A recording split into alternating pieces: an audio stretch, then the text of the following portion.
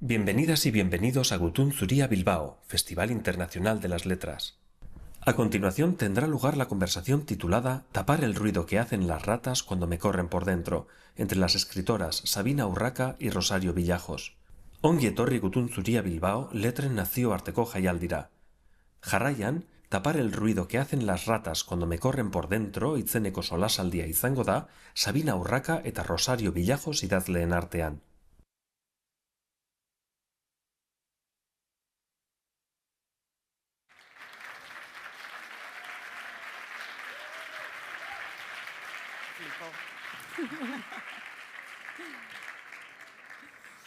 Hola, ¿qué tal? Buenas tardes, muchísimas gracias por venir.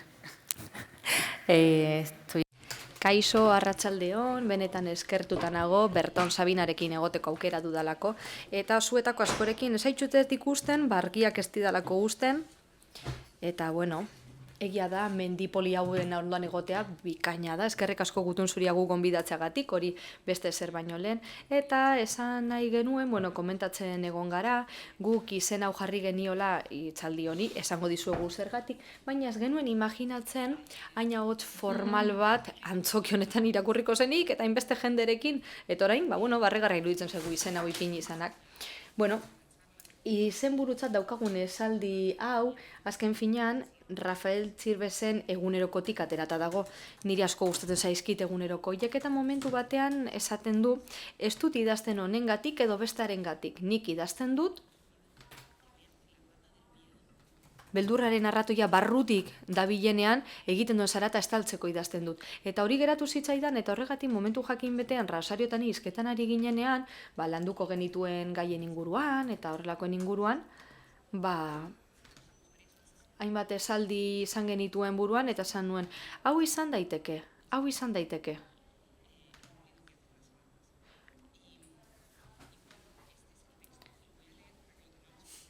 Eta bueno, irakurriko dut testu hau jakiteko zeri buruz joango den. Idazteko energia behar da. Ikusiko dugu ados gauden ala ez. Idazteko energia behar da, eta morruz eginez gero gorputzaren idazketa izan daiteke. Erraietatik eginda. Gorputzak badaki zer kontatzen duen. Hori hola da, ezta?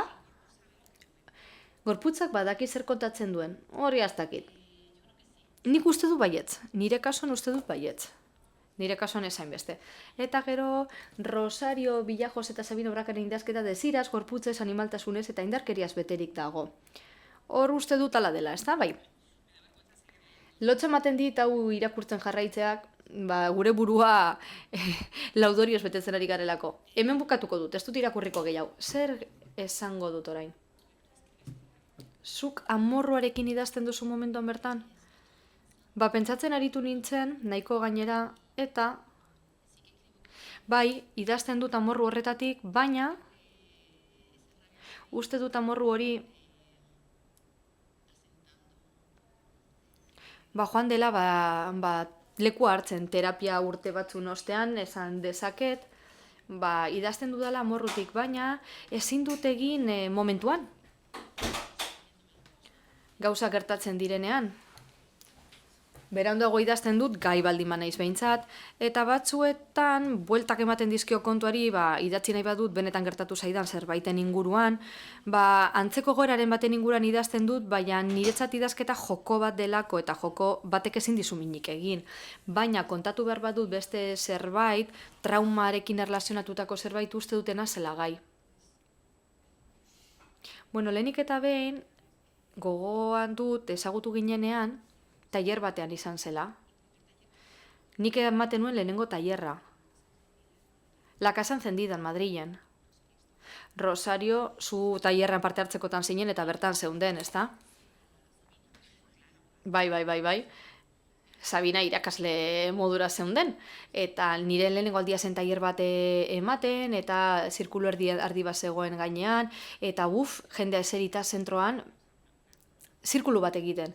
Eta beste tailer batean ere ez dut berriro egin absurdoa delako. Niri gustatzen zait jendearen inguruan egotea, mahai baten inguruan. Baina horrela jarri zituzten aulkiak, eta ni gogoan dut alde honetan zinela, eta hasieratik gogoan dut zure idazk eta karreta deitu zidala. Nola zinen gai amorrua transmititzeko zure lanetan. Bai, haserren nengoen bai. Niri asko gustatu zitzaidan hori, eta gero egia da, esate baterako nire laguna Weldon editorea da, idazlea baita ere, eta, klaro, zure idazketatik zer nabarmenduko genuke? Amorru hori, furia hori, berak esaten du amorrua ez duela inoiz ikusi horrela idatzita. Bueltatu beharko gara, horretara. Egia da, azkenengoetan ez dudala behar izan kabre horik edo zutilagoa izan naizela. Edo lehen divertitzen ninduen horrek, jada ez nau berdin divertitzen. Baina nik ez diot horri erreparatu, niri zera gertatzen zait. Egia da, amorrua prozesatu behar dudala, ezta? Ezin naiz zerbait segituan idazten hasi. Ezin dut idazketa hori vomitatu edo, eta testu hori hor gertatzen da, eta behar bada momenturen batean erabil daiteke. Baina, erabil badaiteke ere, pertsonaiaren monologo moduko bat izango litzateke, ezta? Eta batzutan oso ondo datorkit, momentu konkretu batean idatzitakoa, baina egia da nik prozesatu behar ditudala gauzak, urteen igaroarekin. Eta orduan, gero gai naiz ikusteko amorrua zer bihurtzen den urrunetik ikusita, ezta? Eta momentu hori hartu da eraldatu.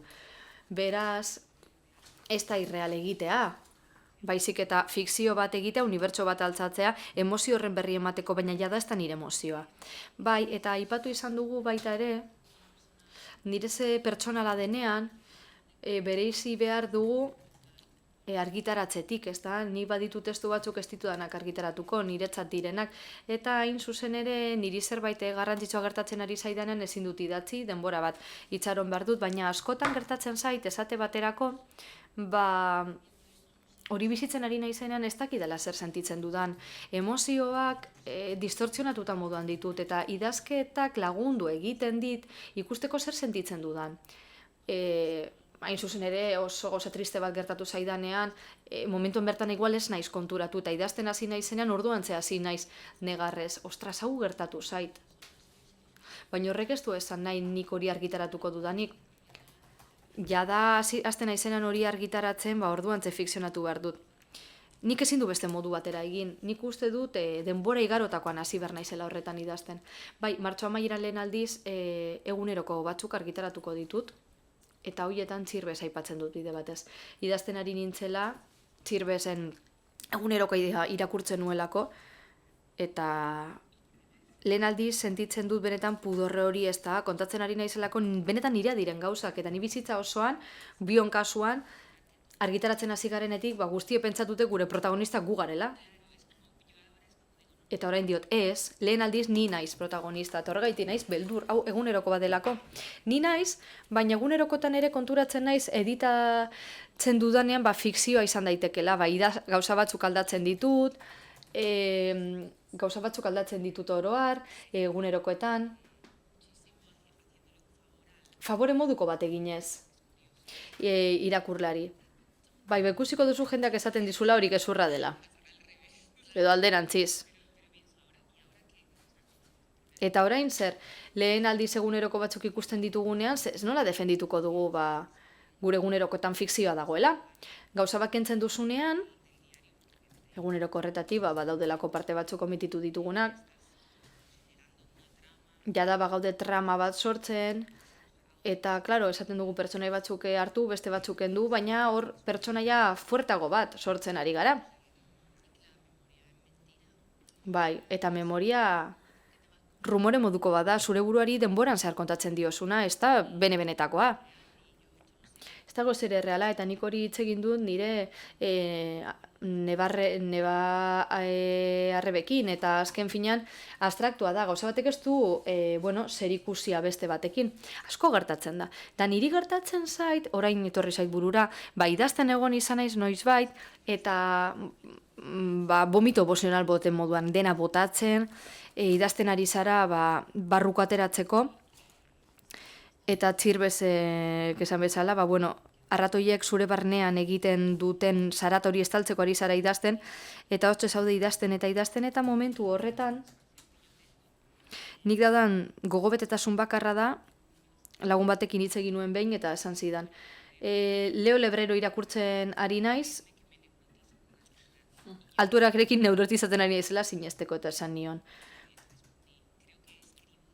Nik uste dut egunerokoak idazten ditudala, nire neurotizatzen naizela sinesteko hala da. Zerbaitetik pasatzen ari zara, disparate oso bat da, zure burutik pasatzen ari den hori, edo emozio desberdina sentitzen dituzu bizitzako gauzengatik, eta idazten duzu eta berehala, iruditzen zaizu duinagoa dela, idatzita dagoelako. Ba, eraldatu duzulako eta zerbait egin duzulako horrekin, ezta? Eta orain esate baterako kazetari batek galdetu dit, elkarrizketa batean, ba, idaztea terapeutikoa den. Ba, bueno, sulfuratu naiz, gero barkamen eskatu diot, eta barkamen eskatu diot, ba, zer arazi bat dut edo, esan ditez etxe, baina niri etzat idaztea ez da terapeutikoa, baina, bai, bakea dakar. Esateko, bueno, neurotizatu naiz behintzat. Bai, eta nik esan dakoa, ez da? Momentuan sentitzeko gai ez naizenez, bai, idazketaren bitartez, ba, jakin dezaket gerora zer sentitu dudan, ez da? Momentu horretan zer sentitu dudan, baina niretzat oroar joko modukoa da. Izan ere, inoiz ez da hain erreala, gertatu zaizuna bezain erreala. Beraz, hurbiltzeko modu bat da, baina berriro minik sentitu gabe. Orain, ni esate baterako ba, ipuinak idazten ari naiz, eta egia esan ez dira ipuin politak. Azken finean nik uste dut nire bizitzan irakurri ditudan ipuin honenak ez direla posgarriak, ez da klasikoak ere, grima nahienak edo dena da terriblea. Eta nik hortik jo nahi nuen, eta ez dakit, nik uste dena oso vomitatuta dagoela, eta gero badaukat denbora ba, errepasatzen jartzeko, irakurtzen jartzeko, eta orduan agertzen da argia. Eta horrela dakit nik, irakurleek ulertu halko dutela nik idatzitakoa. Baina, ateratzen zaidan lehen gauza da, ulertezina den zerbait, baina hain ondo dator. Bai, hori oso bitxia da, ez da, zuk esan duzu idazten dituzula gauza batzuk ez argitaratzeko. Baina, nik sentitzen dut, egunerokoak argitaratuta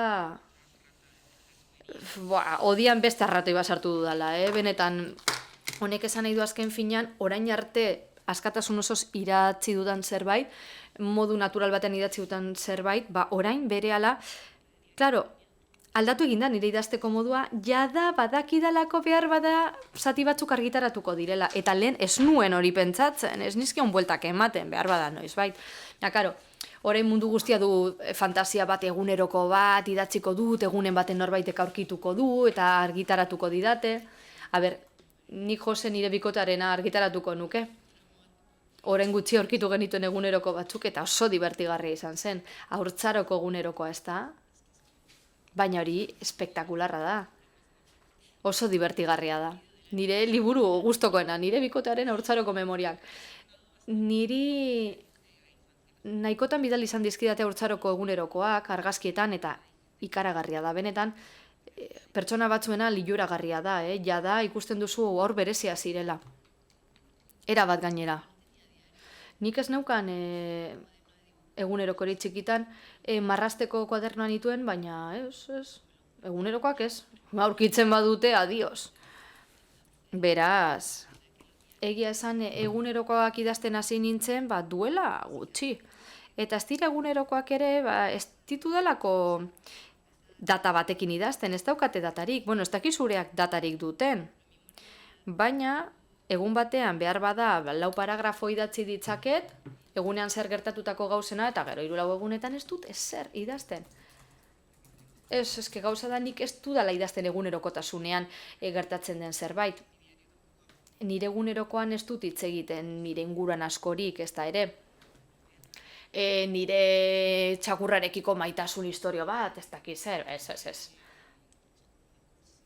Oso kursia dira, eta ez dakit. Gero egia da, elkarrizketa asko ditudala, ba, kaletik harrapatzen ditudanak, ba, esate baterako nire kalean dagoen denda bat itxi dute, la weberia de Paco deitzen zioten, eta hor, adineko jendea auzoka bertan batzen zen, eta bertan ia 1 urteko emakumeak egoten ziren, benetan oso interesgarriak, eta izugarri gustatzen zitzaidan bertara joatea, eta bertako hizketaldiak entzutea. Azken finean, gero egunerokora eramaten ditudanean hasten naiz fikzionatzen, ezta? Eta nire lagunei esaten diet. Nire egunerokoak hartzen badituzue, jakin dezazuela bertan fikzioa dagoela, ez ikaratu. Eta, estenaren bat edo beste okurritzen zait, eta nik idazten du nire egunerokoan. Edo, behar bada prologoren bat edo jarriko duzu dena saltzen, ez da, argitaratzera zoa zenean. Ez nik ez dut eguneroko argitaratuko, hiltzen naiz eta norbaitek aurkitzen badu bakarrik. Orain argitaratuko dut, baina zati batzuk bakarrik. Ez dakik gero berriro egingo dudan, edo warningen bat edo beharko du, behar bada. Ez da horretarako, ez da hain larria. Eta, nik bizitako estena batzuk hartzen ditut, eta, aldatzen ditut. Eta hori guzti azken finean, ez dakit, novela batean idazteko, erabiltzeko moduko gauzak izaten dira, Bai, ondo iruditzen zaite, zuk hori egitea. Baina bitxia da, morruaren kontu horretara bueltatuz gero, ikusten dudalako,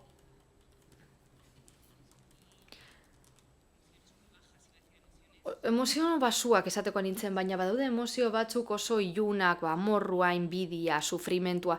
Eta nik sentutzen dut horiekin mugitu izan direla nire eleberriak, baina beste gauza batzu daude nik idazten ditudanak, nire Instagrameko argitalpenak esate baterako. Niretzat internet genero literario bat da, bere horretan, eta garrantzitsua da, eta gustatzen zaitu horri idaztea, eta bertan editatzea, eta nik bertan idazten ikasi dut. Eta, egunerokotan ikusten dut azken finean direla, ez dakit testu zoriontzuak, ez dago horra morrurik, azerrerik, behar bada baina asko da, kaletik noala jende ikusten duela barra egiten dutela, edo estena bitxiak, niri puinekin gerarten zaitu hori, baita ere, batzutan tristea dira, baina beti daukate argia apur bat, ez da? Ez dakit. Baina, klaro, zure eguneroko bizitzan ere, zure txakurtxoa edo idaztera eramaten zaituen hori, klaro, nire kasuan pertsona zoriontzua naizela, esango nuke. Baina hori zer, lehen aldize argitaratu duzunaren inguruan edo... Ez, baina, hortik zegoen kasetari bat maila deitzen zen, berari esandakoaren aurka egingo dut orain, baina gauza da, niri badagoela zerbait oso ondo egin etorri zaidana, ez da? Argitaratu horretik oso frustratuta nengoen, pentsatzen nuelako, inoiz nuela argitaratuko zer, eta azkenean, ez nuela idatziko, eta hori zezenik munduan gehien nahi nuena, eta gero hori gertatu zenean, baretu zait barruan zerbait, ez da? Parte terapeutiko bat, egonda, beraz. Bai egonda, sanazio moduko bat. Esan diot, ez zait bat ere gustatzen sanazio hitza hori guztia esan diot, eta orain ala, kontrakoa. Baina gutxienez sentitzen dut, ez dakit, zu zoriontzuagoa zara argitaratzen duzunetik, nik inoiz ez dut pentsatu argitaratzean, baina, ez dakit, nik esaten nuen hori jendak egiten du, baina nik ez. Baina, badago zerbait zoriontzu egin hauenak. Etengabe idaztea. Etengabe.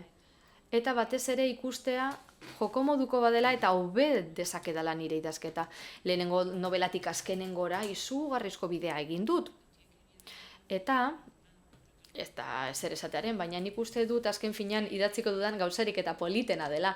Eta uste dut horrarte egindako bidea oso handia izan dela, asko ikasi dudala. Eta hau joko bat da, hitz joko bat, eta hor jartzen dituzun moduan, eta nik gogoan ditut literatura tailer batzuk, eta zu jadatzinen irakaslea, Eta batzuetan, esaten zidaten, eske horre sujetua, aditza eta predikatua egon behar da, pertsona hori hil nahi nuen, ze kontatzen ari zara. Ni gerundiorekin hasi nahi badut hasiko naiz, eta punto.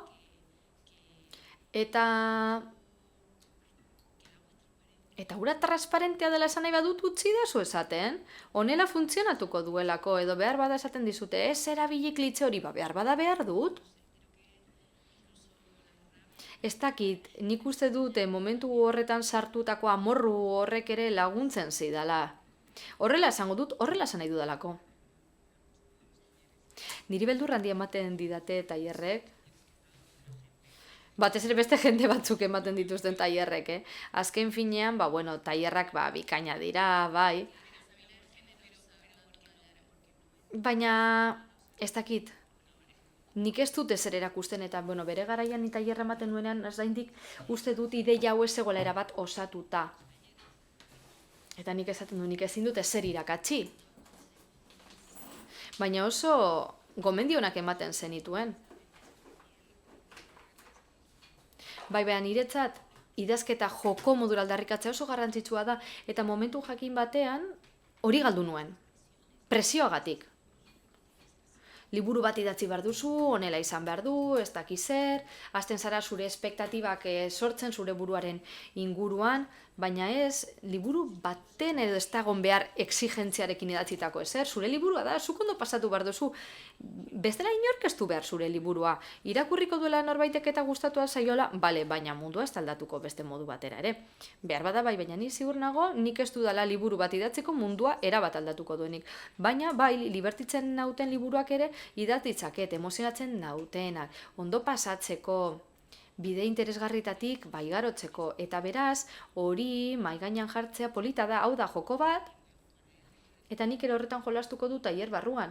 Niretzako hori oso garrantzitsua zen, eta hori da nola baitean, tokia aurkitzeko modu bat, eta asko ikaratzen naiz, dakidanean tailer batzuk, eleberriaren teoria direla, eleberria horrela da. Nik egitura hertsi hoiek bizi izan dituen, nik Lyongo zinemagintza eskolan ikasi nuen, eta uste dut pasatu nuela ondo, baina liburuak irakurri bar genituen, eta ni liburuetan askatasun hori aurkitzen nuen, eta askatasun hori ez nuen aurkitzen pelikuletan. Nire kontura ikusten dituenetan, bai, baina dibide modura jartzen zizkigutenetan ez. Eta esaten dugu, klaro, ezin zarazi gerundiarekin ez dakiz zer, dena planteamientoa, dena horregituratuta, esaten nuen. Ni nola hasiko naiz lanean oinarri hau izan da, zerbait gertatu behar da. Begira, gehien gustatzen zaidan gauzetako bat, zera da. Historia bat azten naizenean idazten, baina ez dakidanean bukatuko duen niretzat azken finean pelikula bat ikustea bezala da, lehen aldi horretan, ez dakit zeri buruzko historia den, eta batzutan nirei gauza berdinak geratzen zait, ordenagailu aurrean eseri, eta vampiroen ipuin bat idazten hasi bai, baina ez dakit nola bukatuko den, eta asko gustatzen zait, ez dakidalako nondik eramango nauten hitzek. Azken finean, horren arabera zoazelako, gauzak sortzen. Suposatzen dut, hori azken finean idazten daramazun denborarekin ere neurtu behar dela, imaginazioarekin. Hemen nahiko imaginazio daukagu gainera.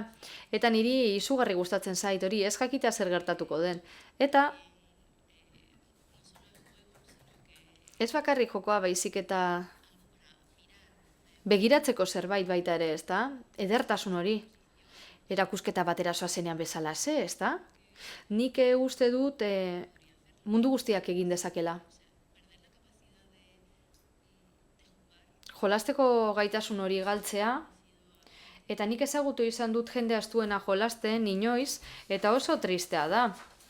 Oso tristea da, baina nik uste dut egitura batzuen artean, egon izan dela, lehen alde baterako izan dugun txarlan, lehen Radio 3eko programa baten egon gara trioan, eta bertan hitz egiten aritu gara elitismoaren inguruan, literaturako elitismoaren inguruan, eta nik zera esan dut. Nik ikusten dut, nire tailerretara batzuetan badatozela pertsona batzuk, galdu egin dutenak benetan gustatzen zaieneriko kontaktua edo konta dezaketenaren kiko kontaktua. Eta mila modu dituzte hori kontatzeko. Hain zuzen ere, konstrainituta daudelako, azken uste dute literatura honelakoa izan behar dela. Eta gauza bat izan behar da edo beste bat, poema bat, ipuin bat edo eleberri bat, eta ez dago beste ezer. Nik egitura hauek errekonozitzen ditut niri ere, batzuetan pasatzen zaizkit burutik, eta batzuetan kontu zibili behar naiz ez erortzeko. Baina gainerakoa hor daukagu grabatuta, eta ez dugu eskola batera joan behar, idazketa eskola batera, esateko nola egituratu behar den guztia, hori badakigu, seriak ikusten ditugu, liburuak irakurtzen ditugu badakigu, hori badaukagu, buruan daukagu. Beraz, zertarako esaten dizute, ezta? Baina pena handia ematen dit, norbaitek uste duenean ezin duela idatzi, idaztea jada argitaratu duen norbaite bezala idazte dela uste duelako. Hori zen nire arazoa lehen, ez da nik uste nuen horrela idatzi barzela. Eta ez. Eta ni, bueno, izugarrizko ipuinak nituen, eta nik uste dut honekin ere ados gaudela zuetan. Lotxan handia ematen digu lehendik idatzitako gauzetaz idaztea. Niri gustatzen zait, baina bai egiten duzu? Liburuetan ez, testu laburrak eta horrelakoak, bai. Nik esaten nahu duela 3 urte nik idatzi nuen, benetan. Bai, interneteko testuak esate baterako asko lantzen ditut, batzuetan jartzen naiz idazten, eta hortxe geratzen naiz, hor sartuta, oso ondo pasatzen dut, argitaratzen dut, arte batean editatzeri ematen dio, jendeak ez da gizen bat like eman dio, eta diot, like ematen ari zarete jada aldatu den zerbait, eta nik hor jarraitzen du gauzak aldatzen, eta oso ondo pasatzen dut, egia esan. Baina eleberrietan ez. Esate baterako, audioliburuak grabatu nituenean, lehenengo bigarrena grabatu nuen. Eta hori, bueno. Eta gero, lehenengoa. Lehenengo liburu eta hau duela 2 urte edo izan zen. Eta gaixotu nintzen. Benetan, ezin nuen. Zoratzen hasi nintzen, baina hau zer da? Konturatu nintzen, gauza batzuk ez zitzaizkidala gustatzen, eta hasi nintzen soinua sartzen, bestean editatzen, eta hasi nintzen trabatzen, den aldatzen, eta teknikaria, hemen zerbait gertatu da, ez da, ahotsarekin zerbait gertatu zaizu. Eta ni editatzen ari nintzen momentuan bertan. Las Niñas Prodigioren audioliburua desberdina da partearen arabera, gauzak aldatzen hasten nintzelako. Txuleta bat eraman liburuaren gainean jarri, den aldatu, zoratzen hasi nintzen. Benetan, liburuak hainbestetako izaera hori dutenez, eleberri entitate, horroros hori, badirudi dena zapusten dela, ez da, ja, dena galtzen dela. Tristea da, baina horrela da. Nik audioliburua egin nuen, posik egin nuen, zen obligazioz izan, baina, ez dakit, hilabete batzuk edo bakarrik pasa ziren, atera zenetik, eta neukan nola baiteko impresioa hori etzela nirea. Eta esaten nuen, hau politegia da. Nik ezin izan dut hau idatzi, nina izenarekin. Baina oso ondo egon zen, asko gustatu zitzaidan. Nik orain azken liburuarena grabatuko dut eta ikusiko duguea. Baina, bai, beldurra ematen dit. Batez ere nabaritzen dut gaixotzeko gai naizela benetan.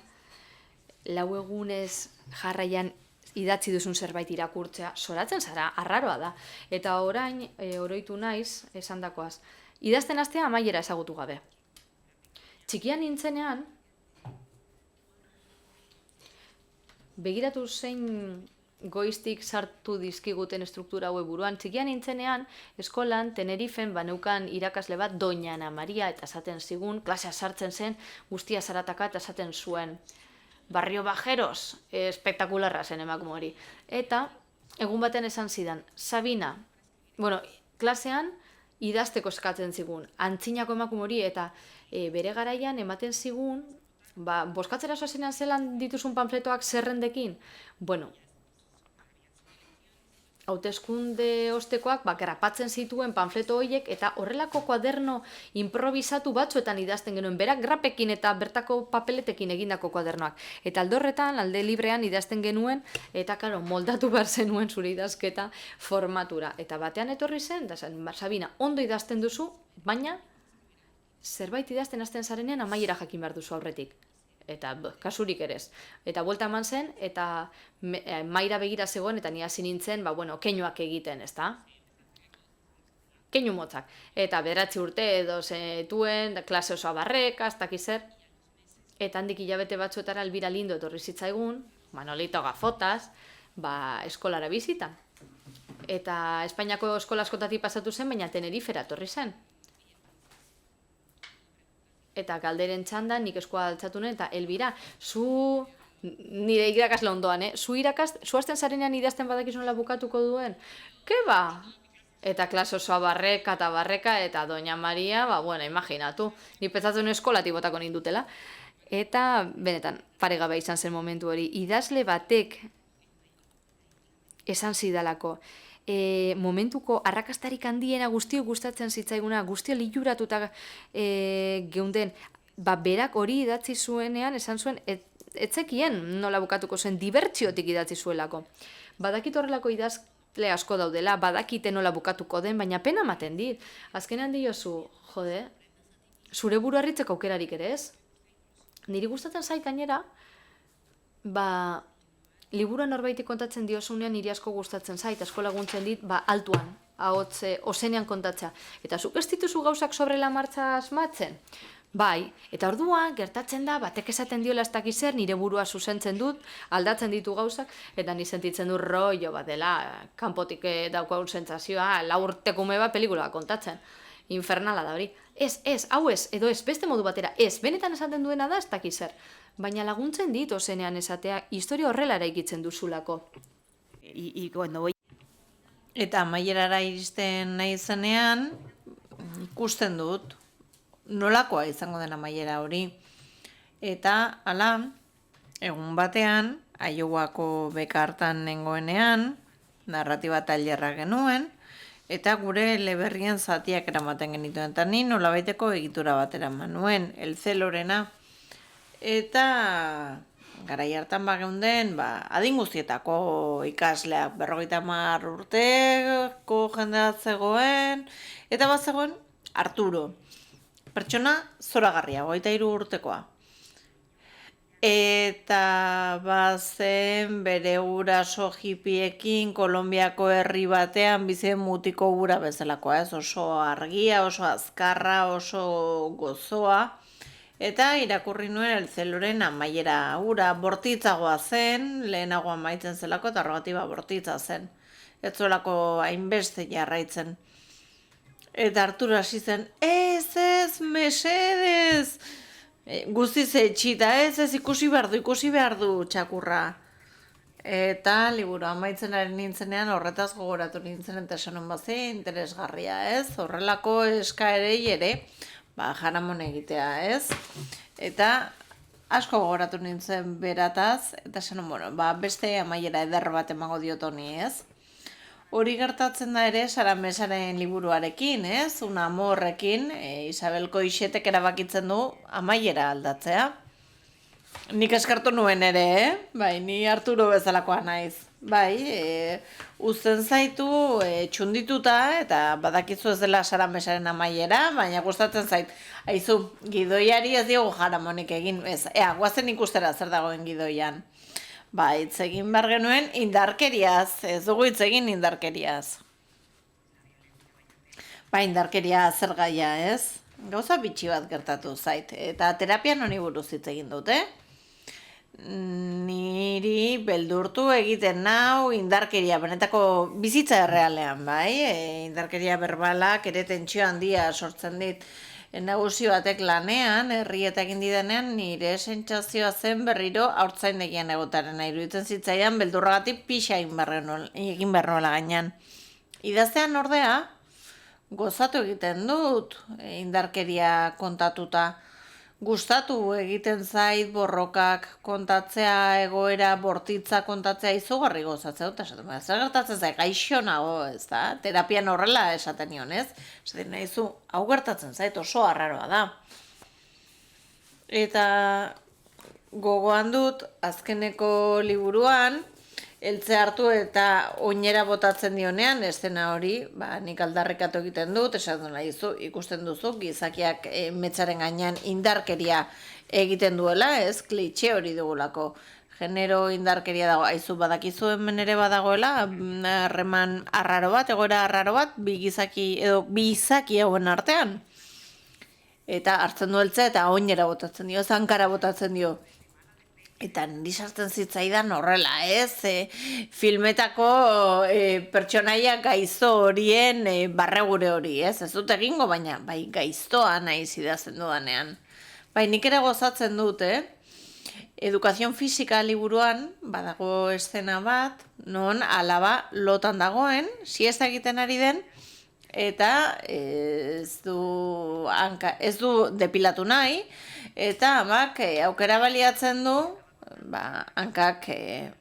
hanketako hile horiek mozteko, ez? Eta esnatzen da, kolpe bat ematen dio, moztu egiten da, eta hori niretzat indarkeria handiko estena bada, ez? Zure alabaren gorputzarekin egiten nahi izanlako, berak nahi ez duen zerbait, ez? Eta hor interesatzen zain nola kontatu gauza modu bortitz batean, modu ez bortitz batean. Rolando Sánchez Mejía, kubatarraren ipuin bat irakurri nuen, Eta bada, ipuin bat idazteko moduari buruzko ipuin bat. Eta bada, biluzik egun sendian korrika lore artean dagoen emakume bat. Horrela hasten da eta kontatzen dizu azkenean zergatik arien biluzik korrika eta historioa guztiz izugarria da, ez? Iez egin du, baituta zegoen leku batetik, non bortxatu egiten zuten etengabe. Beraz, hor ere ikusten da, ez? Nola, irudi eder bat eraldatu egiten den eta gauza guztiz izugarri bihurtzen den, ez? Literaturaren alderdi hori asko interesatzen zait, bai, interesatzen zait eta gainera oso zaila iruditzen zait hori egitea. Hau da, ikusten dut, eta izugarria da, itxusia da batzuetan sentitzen duan hau, ez? Irakurle batzuekiko frustrazio puntu bat sentitzen dut. Indarkeria aurkezten badiezu eta ultra orokortzen ari naiz, baina batzuetan gertatzen zait irakurketa kluben batean, batek esaten diala. Ikusten duzu, behar dutela nolabait liburu berbera irakurri behin eta berriz ulertzen dituzten gauzak irakurtzeko beharra dute. Ulertu dituztelako dagoeneko. Zuk indarkeriazko egoera bat aurkezten badiezu, baina ez bada ikusi duten indarkeria bat eta bitxia baldin bada iruditzen zait batzuetan ez dutela ulertzen. Adibidez, bi emakumeen arteko indarkeria, ez? Heltzearena adibidez. Askotan, iruditzen zait jendeak liburu irakurtzerakoan ez duela ikuste momentu hori larrialdetara joaten dira, atzak guzti zerreta dituela, ezin dela etxetik mugitu, etxean baituta geratzen dela azkenean. Eta niretzat harrigarria da, ez? Agian hori irakurri duenak ez du ikusi, ez duelako irakurri, emakumeen arteko indarkeriari buruz, ezakit ez? Zer egin behar dugu, idatzi dagonari buruz idatzi, ez dut ulertzen. Bueno, eta ama eta laba artean agian ohituago gaude, baina jendeak ez zuen ikusten, ez? Amak beste momentu batean zaplasteko bat ematen dio ahoan, alabari, isildu dadin, eta niri iruditzen zait hor indarkeria oso handia dago, esaten ari zaizkizu ez hitz egiteko, ez duzula hitz egiteko eskubidirik. Era horretako indarkeria esenek barregura ere sor dezakete, agian zaplastekoarenak ez, baina depilazioarena bai ez, eta kontatzen dizkidanean, nik lapurtu egiten ditut estena horiek eta liburuetan sartzen ditut. Eta askotan, iruditzen zait, estena horretatik oso gertu dagoela, ez? Epilazioaren estenatik gertu, lagun batek kontatu zidan, zegoela lo, hankak erdi irekita, zegoela eta amonak hankak hartu eta itxi egiten zizkiola, ez? Sekulako indarkeria dago, baina aldi berean barregurea ere eman dezake, ez? Edo nire laguntania kontatzen zidan, elegidon bera bertakoa da, esaten zidan bere belaunaldian ama eta laba asko ozka egiten ziotela elkarri. Asarratzen zara eta Eta bada maitasunaren eta indarkeriaren artean dagoen zerbait, eta nik hori hartu nuen eta zelon erabili nuen animalien modukoa da, esan urrea ematen ari zara. Ni banen bilen eskuak igusten estena hori imaginatzen. Non ama, amona eta gizakia hasiko ziren elkarri ozkaka. Bueno, hori ere oso lotuta dago jolastearen ideia horrekin, ez? Badakigu leku seguru batean gaudela, kuaderno baten aurrean, ordenagailu baten aurrean, beraz bosta xola nor batera hiltzen baduzu, edo gauza izugarriren bat egiten baduzu, baina gero egia da, ez, jendeak esaten dizula oso gogorra da, ni nekatuta nago horrelako kritikekin nahizu, bizitza ere gogorra da, ez, ezakit. Eta zure lan adibidez argitaratu dute Estatu Batuetan? Nire itzultzen ari dira, eta Estatu Batuetan aterako da. Eta oso bitxia da ikusten nolan indarkeria beste modu batera neurtzen den. Imaginatu Errusian, ez da? Dena irudiko zaie, ezakit, eleberri erromantikoa, ez? Estatu Batuetan dena iruditzen zaie indarkeria eta zaila da, arriskutsua da. Saiatu nintzen, neska errusiar baten bideo iruzkin bat itzultzen, eta ez nuen ez zer ulertzen, ez nuen lortu itzultzea. Esan nuen ea keinuekin ulertzen den, eta ikusi nuen horrela egiten, eta esan nuen, bueno, erromantikoa, ez, gustatu zaio. Bueno, horri helduko diot, baina bai arrazoi duzu.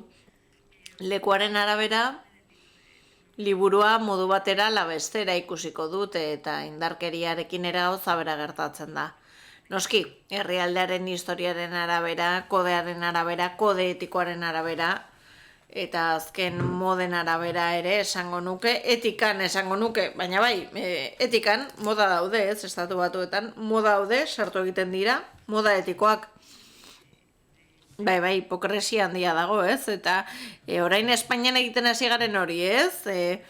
Hitzak, hitz itxusiak esaten direnean, zaratatxo bat jartzea entzun ez daitezen.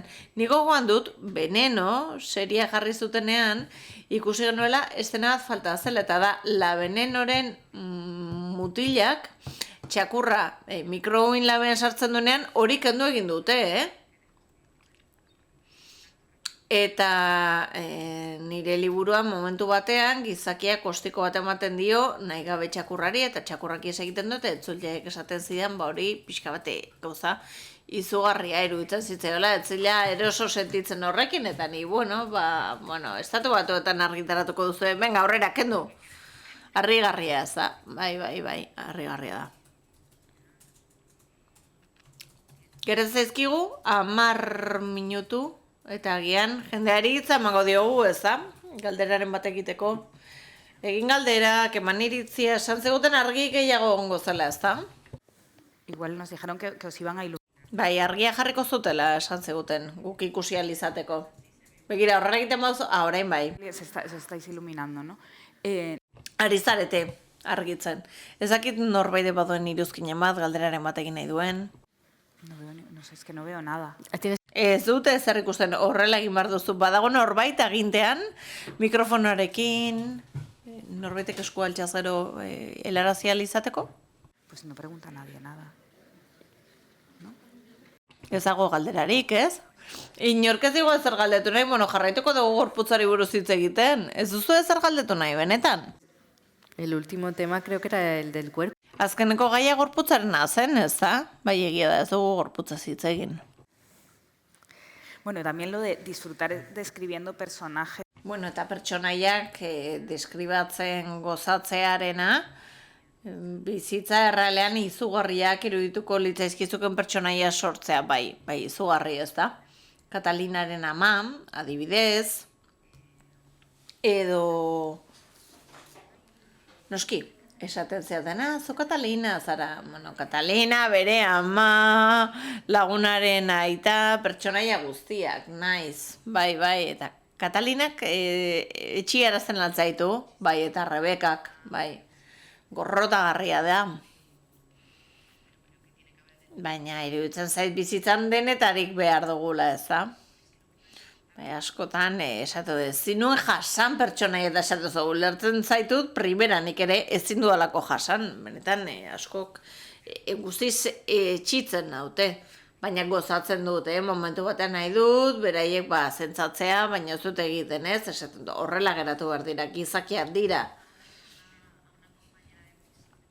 Nik gogoan dut, Ingalaterran izan nuen pixukide bat, eta Girls ikusten ari ginenean, liburua ere erosi zuen, eta esaten zuen, esken, tipa hauetan esaten zuen, nire lagunik onena izango litzateke, eta nik esaten, ni ez nintzateke inoiz gerturatuko horrelako pertsona baten gana, jasan ezin eruditzen zait, baina, haizu, batzuek, horrelako pertsonaiekin aldute, ez? Eta horregatik ausartzen nahi zera guztietako pertsonaiekin idazten dudanean. Iruditzen zaidalako, empatia ere, funtzionarazten duela. Ezak izar neurritara ino, zaitain erraza iruditzen. Baina batzuk lortzen dute empatizatzea jende, benetan, izugarriarekin. Bai, noski. Baina esan nahi ez dela erraza, lortzea hori, idazlearen ikuspegitik. Ez da hain erraza, empatia hori lortzea. Bitxia iruditzen zaiten, niri gertatzen zait, adibidez empatizatu dezakedala ia dozen pertsonaiarekin, hiltzaile batekin, berdin zait, eramaten bana hauzu, berarekin ni joango nahez, berarekin, ez zait bat ere kostatzen. Bada esaldi bat, film batetakoa, abokatu bati buruzkoa da. Eta bere bezaroak hiltzaileak dira, baina behin hilduten pertsona dira. Hiltzaile, baina behin bakarrik hildutenak. Ez dira erreizidenteak. Eta esaten du ni defendatzen ditut, ez duelako nahi, ekintza batek zure burua betirako definitza, aldatzeko aukera duzulako. Eta ni ere horren alde nago, ni antipunitibista naiz, eta beste zenbait gauza gehiago. Baina horren aldo nago, nik asko sinisten dut berrezkuntzan, zigorrean baina gehiago. Bonituan pertsonaia asko ez dira berrezigarriak, eta ez zuzen ere hori interesatzen zait, ez? Izugarrikeria horretan erresidentzia duen jendea, bai? Bere buruaren esklabu diren pertsona horiek, ahultasun handia dut pertsonaia horiekiko. Kostatzen zait amaiera eraikigarri bat egitea, ez? Non batean argi bat piztutzen den, eta dena ondo doan, eta pertsonaiak aurkitzen duen, ontasunan eta zoriontasunaren bidea, kontrakoa ere gertatuko da, ez da? Esatea, ni banaiz pertsonaia normal eta aspergarri bat, eta gero monstro bihurtzen zara, ez? Hori dira, nik gogokoen dituanak, bai? Galderaren bat? ¿Qué quiera comentar? Zerbait esan nahi du norbaitek? Hor badago eskutxo bat altxata, bai? A ver, opa, hola. Hola, María. Es un poco trampa.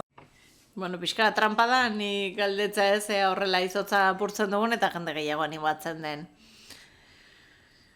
Aipatu dituzu hainbat gai, ez? Eta agian, gustatuko litzaidake eskatzea ea hitz egin dezakezuen amorru horretaz hitz egin duzu, ez da? Eta gorputzaz, indarkeriaz, baina ezakit hitz egin dezakezuen idazketa prozesu ez. Interesgarria iruditzen zaidalako, eta Sabina entzun izun, elkarra ezagutu genuenean gauza bati buruz hitz egiten. Esan zenuen, nola eraiki zenuen elzeloren egitura, eta iruditu zitzaidan gauza benetan txundigarria, oso interesgarria. Eta elkarrizketa honetan pentsatzen ari ginenean, Rosario zure elkarrizketak ere irakurri nituen, idazkuntza prozesui buruz, ez dakit interesatzen zaizuen honi buruz hitz egitea prozesu zehatzari buruz, azken liburuetako prozesui buruz, el zelon, adibidez, eta la educación fisikan.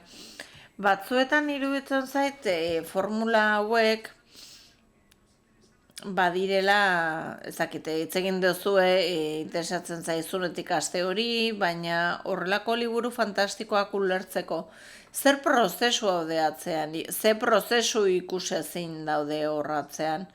Benetan interesgarri izaten da horri buruz entzutea. Pues es tan largo de contar. Oso luzea da kontatzeko, ez? Eta batez ere, esango nuke liburu bakoitzan oso desberdina dela. Nik sentitzen dut zerbait ikasten dudala, ezakit Rosario, zuk sentsazio bera duzu, baina iruditzen zait aurreko liburarekin zerbait ikasi dudala, baina liburu bakoitzak formula desberdin bat eskatzen dit. Nire kasuan elzelorekin oharrak hartu nituen okerreko moduan modu konpultsiboan ez nuen hori egin behar hainbeste denboran. Oharrak hartzea niretzat bada esena osoak irakutza. Entzuten dut elkarrizketa bat, esaten hau perfektua da, badudalako buruan zer kontatu nahi dudan.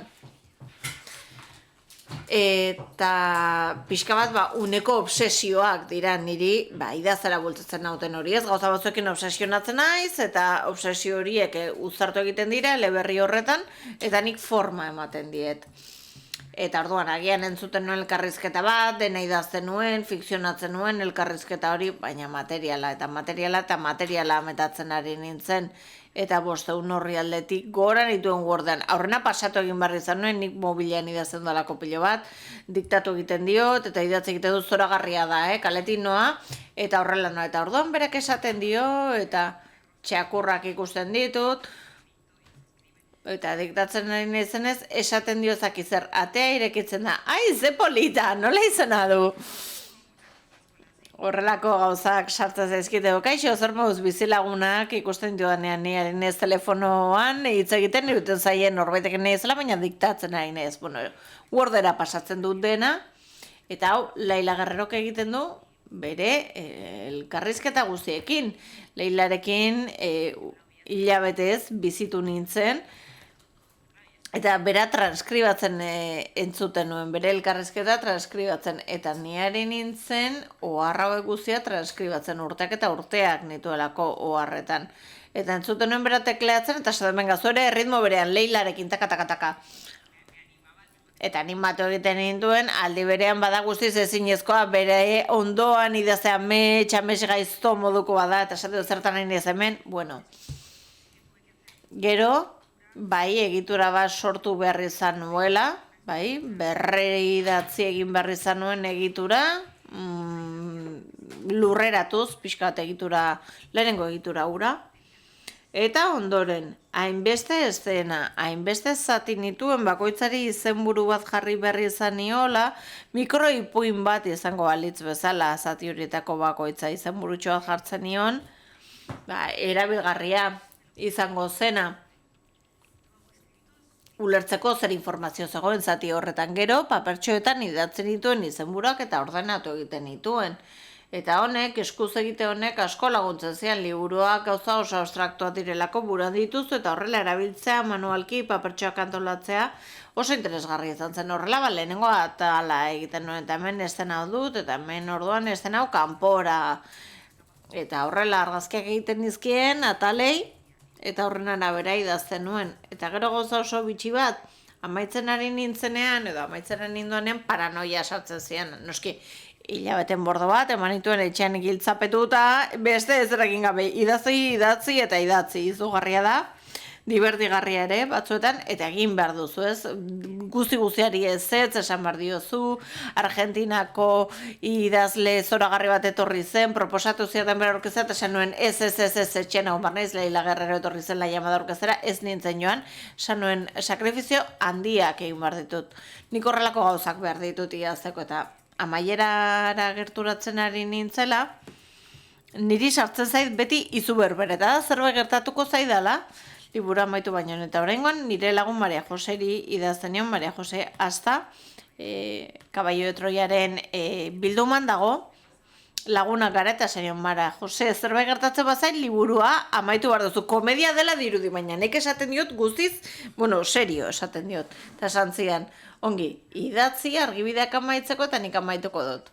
Eta orduan nik argibideak amaitu nituen, eta orduan konturatu nintzen, jarraibide horiek jarraitzen barituen, nik neuka amaituko nuela.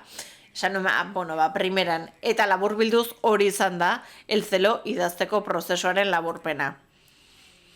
Nire kasuan ere, antzera, nik ere estenak idazten ditut, estena solteak, eta gero, benetan gozatzen dut lan horretan, ez? Ikusi non sartu, estena horiek, nola lotu, eta egia da liburu bakoitzak irtenbide desberdin baduela. Saiatu nintzen metodo berbera erabiltzen beste eleberri batekin, erdian utzi egin dut eleberri hori, gertatu zaidanarekin ez dut gogorik eleberri hori idazteko, ez zuen funtzionatzen, aurrekoarekin adibidez, Lamuelarekin, erdian nengoela eskaleta bat egin nuen, eta bertan bazagoen zehaztuta zer gertatuko zen oso argi nuen, baina liburu bakoitzan desberdin da. Eta nire kasuan mintza saiatzen naiz bi sortzen, lehen funtzionatu idan hori, ez du funtzionatzen. Niri beldur bat sartzen zait, eta bada formula berbera erabilita liburu berbera izatea, egitura berbera, truko berberak, eta horren pixka paralizatuta nago, horregatik, gauzak apuntatzen naiz, ui. Ez dut metodo honetan izan nahi konfiantza, metodo berri bat behar dut. Agian behingoz, hasiko naiz liburu bat hasieratik idazten eta amaitu egingo dut, ez dut sekula egin. Ni Lamuela horrela egin nuen, Bai, jario handia izan zuen. Jakin mina dut, nola izango den hori. Saiatu naiz berriro egiten eta ez zaitatera.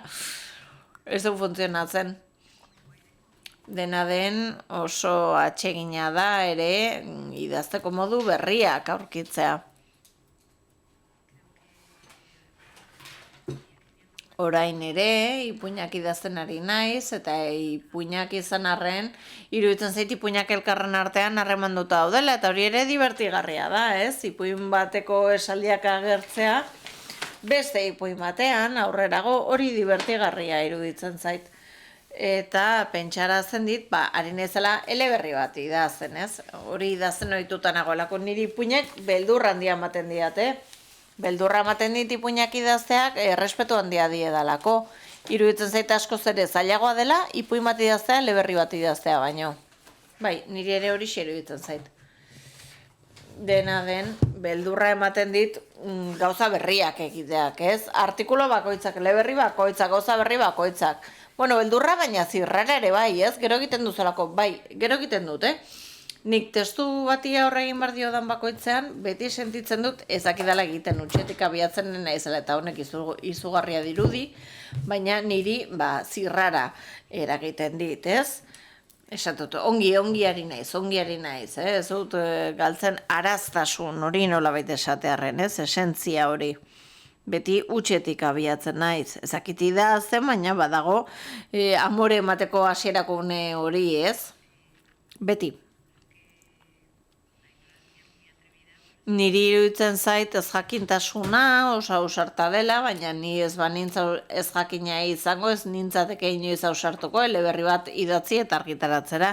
Iruditzen zait arriskatu egin behar garela, gozatu, ongi pasatu, eta orain idazten ari nahi, sartu baino lehen ari ginen hitz egiten beste adierazpide berri bati buruz, musikari buruz, eta musika utzi nuenean oso pozik sentitu nintzen utzi nuelako eszenarioak sekulako beldurra ematen zelako, benetan gaizki pasatzen nuen, Hor etzen zirrara, hor izua sentitzen. Ze ongi beraz hori berriro egin berri ez izatea. Eta la edukazion fisika eta gero, birak egin ondoren, egia da liburua delikatua zela, aitortzara dei egiten duelako, jende asko bere gauza kontatzen zizkian ni ez nahi psikologoa, eta nik hori etxera eramaten nuen, eta hori gogorra zen, eta zuri gertatuko zitzaizun zure liburuarekin. Momenturen batean ere esan, utziko dut egin zuzen ere esposizioaren gatik, ez? Ni ere apala naizelako eta onartu behar dut niri sare sozialek laguntzen diatela, nire burua ezagutzera emateko orduan, ez dakit inork irakurriko nindukeen, ez banintz hortik sartuko. Baina hori ez da txarra, ez? Sare sozialak deabrua dira, badute alderdi deabruzko hori, baina niretzat izan dira eskola interesgarri bat. Eta nik une jakin batean izan nuen bide bakarra idatzi ahal izateko eta arratoiaren zarata hori itzali ahal izateko, ez da? Bai, niretzat ere. Bai, zer egingo nukenik Ramon Aurzelai gabe, ez? Profil faltsu hura gabe, baina orain ezi funtzionatzen.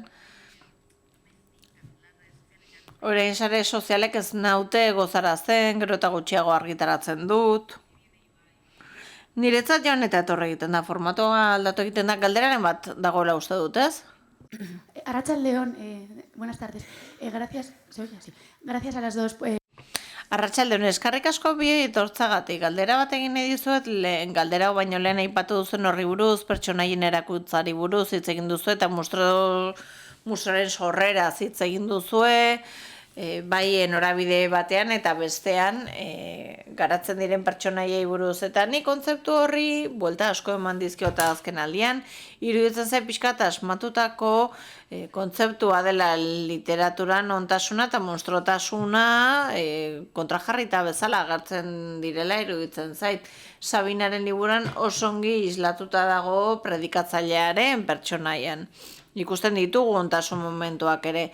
Galdetu nahi nizunea zer iruditzen zaizuen kontzeptu hori, monstruotasunarena eta nola literaturan historikoki islatuen hori eta zer nolako kontrajarpen dagoen horren artean eta egunero bizitzen dugunaren artean.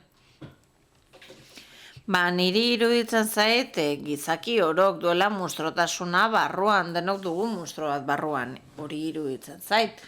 Beraz, niri interesatzen zait literatura non hori erakusten den, edo zinema non hori bapatean atera egiten den.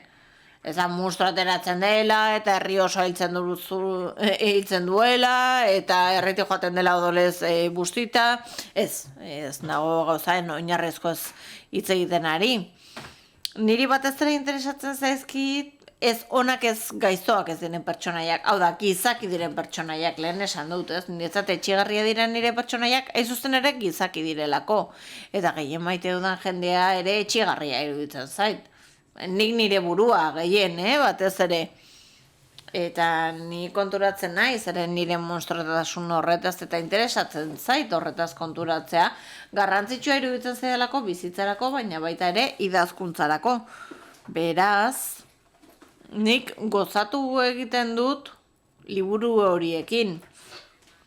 Adibidez, bada poema bat, norena da, ez dut gogoratzen. Baina, poeman esaten dute. Bada filmaten estena bat, bi gizon daude hitz egiten eta bata besteari esaten dio. Film bat interesatzen zait gaiztoa denak esaldi interesgarri bat esaten duenean. Horrelako zerbait dio. Niri film bat interesatzen zait gaiztoa denak zerbait zoragarria esaten duenean, ez? Horrela laburbildu daiteke. Interesatzen zaidana eta interesatuko zaidala sentitzen dudan hori eta Leila Gerrierora itzuliko naiz berriro, orain txagon garelako, eta Laia Madara niri hori interesatzen zait, Laia Madan. Silvia Labairu bada pertsonaia bat, ezin duguna jakin, eta ezingo duguna jakin ona den, gaiztoa den, galdera hori ez ganuke egin beharko ere ez, ezta? Humano y la cercanía del retrato, ¿no?, que le hace Leila es magistral precisamente. Bueno, eta bere prosa magistrala da, hain zuzen ere horregatik, hori guztia pasatu izan duen pertsona hori erabateko frivolitatean jai usten da, ezta? Eta hasiera batean flipatuta geratzen gara, ezta? Eta ni hori pentsatzen ari nintzen, pastillak egiten ditut hormonak eta hauek, esaten dutelako kantzarra ematen dutela, niri berdin zait honelago nahi dudalako eta oraindik ere foiatzeko goa izan nahi dudalako. Eta, bueno, liuragarria da, ze ondo, pertsona hau itzela da. Aurpegi horiek guztiak dituelako.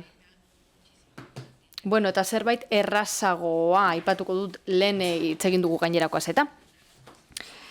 Estatu Batuetan argi ikusten da Disneyko filmak La Bella y la Bestetik hasita konparatzen badituzu beste batzuekin, Ghibli Studioekin, Walt Disneyen gaizkila oso txarra da eta moduriko kerrenean hiltzen da eta punto.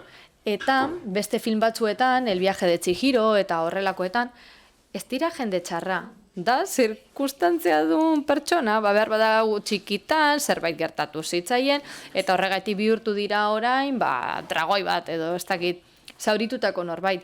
Eta, bueno, ez dakit, ni azken finean, horren alde nago, orain hori pentsatzaren alde. Eta zenba gerra aurreztuko genituzke, norbait bezarkada bat garaiz jaso izan balu.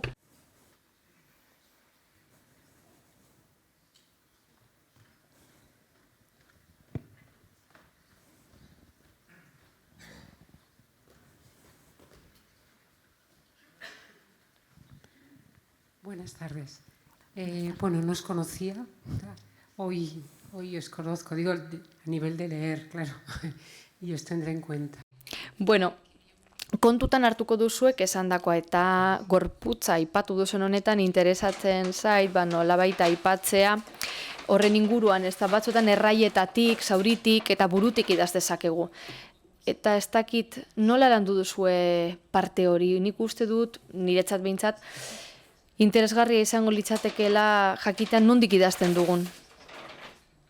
Eta ez beti burutik, ez da? Eskerrik asko. Bueno, en mi caso. Bueno, nire kasuan saiatzen naiz pentsatzen, nola sentitzen naizen, momentu horretan, esate baterako, momentu honetan, pisagura daukat. Eta horregatik nabil atxaskalekin jolasean. Beraz horrek guztiak idazten jartzera eramaten hau. Hain zuzen ere heziketa fisikoaren liburua hasten da horretaz hitz egiten, ez da?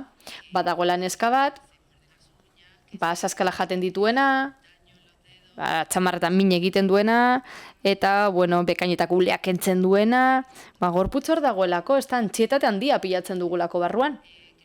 Eta nik esango nuke, oso erraza dela, zure gorputzarekin konektatzea, eta irakurriko zaituen jendarekin buruko min batetik, edo, bastakit, baritako min batetik, edo momentu hortan gertatzen ari zaizun horretatik, ezta? Badago beste eszena bat, heziketa fisikoaren lan honetan, eta nire protagonista kasu honetan, pisagurarekin dago pila bat denboraz, eta niri, idazten ari nintzela barrekari nintzen, zeinen txarra naizen, jende agobiatuta hori pentsatzen, noiz joango den pisa egitera eta bar, eta bai. Gustatzen zait bai gorputza mugaraino eroatea. Niretzat gorputza lehen ere esan dugu, ezta? Elkarrizketan, Radio 3-en, izugarrizko misterioa da, ezta? Eta beti pentsatu izan dut, paniko eman izan didala, txikitan, beldurra sentitzen nuen pentsatzean gorputza barrutik ilunetan dagoela. Lehenengo aldia esan nuen, klaro, organoak koloretan ikusten dira. Ez dakit, ingurunen non zen. Edo naturzientzietan, eta klaro, organo guztiak koloretan agertzen ziren, baina gero errealitatea zein da. Oso foko fuerte batekin islatzen badugu, nire tripa kamera batekin ikusten badituzte, agoti gastroskopia batekin da, behar bada argia egongo da, foko badaukadalako, baina oroar ilunetan gaude. Eta barrutik, beraz, txikitako ideia honek obsesionatzen induen, eta lehenengo aldiz gorputz bat barrutik ikusi nuenean, argazki batekin, ez dakit bideo bat edo zer zen ebakuntza batekoa, ez dakit telen agertu zen. Nire amari esan nion, barrutik zaborra daukagu. Benetan, esterkolero modukoa, zabortegi bazen, dena hor, barruan, batabestaren gainean, ordenari gabe. Eta asko ikaratu nintzen, eta uste honek baduela zer ikusian nire idazketarekin. Maleta moduko badara magu. Ezagutzen ez ditugun, objektuetin, ez dakigu zein egoeratan, eta alde batetik bestera motxila bat daramagu taper batekin, baina usteldutako zerbait darama barruan, edo ez dakigu zer daramagun barruan. Aireportuan norbaitera soaz, eta norbaitek izan du zure maletan zerbait sartu zudakizula da? Ez dakit. Behar bada. Gorputza da hori, baina denbora guztian. Eta ni hipokondriako handien artean hasi nintzen, beraz asko dakit gaixotasunen inguruan, beti interesatu izan zait pilo bat mundu hori, zait gustatzen zait, eta aldi berean beldur handia ematen dit. Eta nik uste dut hori presente dagoela nire testuetan. Eta gainera iruditzen zait, eskatologia ere, nire zure idazketan zeinidan, testutan agertzen da. Padrastroak kentzaren kontu hori, ere bai, asaskala jataren hori, niri bi geratzen zaizkit. Eta Las Niñas Prodigio eta Ramonan ere badago. Ramona, bere jaunartzaren egunean, hor dago, txamarra jaten, asaskalak, eta utartzaren ostean, monjak esaten die. Aurreko egunean jende zen ondo portatu, eta Ramona hor zegoen, ezta? Hori zen esaldi, ezta? Jente zen ondo portatu, asko gustatzen zait esaldi hori. Eskatologiak interesatzen ditu uste dudalako beti gorputzaren mezua izan dela. Gorputza dago mezuak botatzen iluntasun horretatik, esan ez kaixo, odol analizi bat. Datu batzuk ematen ditu, baina gainerakoa, kakak eta pisak eta hori dana, eskatologia horrek mezu bat ematen du baita ere. Zure gorputzan zer gertatzen ari den. Azken finean, testu baten parekoa da, ezta? Gorputza zerbait idazten ari da eskatologiaren bitartez, eta hori asko interesatzen zait. Eta esploratu nahi dut, eta asko kostatzen zait, alde batera ustea, zuri galdetzen dizutetan, noiz proposatu zenio zure buruari hain eskatologikoan zerbait idaztea? Ez dio nire buruari proposatu, ez zait, etorri, niretzat hor dago, eta punto, nire imaginarioan dago. Zurean dagoen bezala, ze? Zuri asko gustatzen zaizu horrekin eta bukatzeko anekdota bat botako dut. Nire amaren historia bat, berak gauzak horrela kontatzen ditu. Berak esan zidan, bakuntza bat egiten dizutenean, ateratzen dizkizute tripak eta gauzak, ondoan jartzen dizkizute, eta gero dena barruan jarri behar denean, golpera. Momenton bertan ondo dagoen tokian jartzen dizkizute, baina dena golpera. Baina imaginatu gero, horrekin bizi behar izatea etxean. Nik barneratuta daukat gai hori, kontu eskatologikoa, gorputzaren inguruko guzti hori, eta tripen ingurukoa, nola ez? Asko gustatzen zait. Pues creo que hemos terminado. Uste dut, bukatu dugula, galderen txanda baita ere. Eskerrik asko guztioi.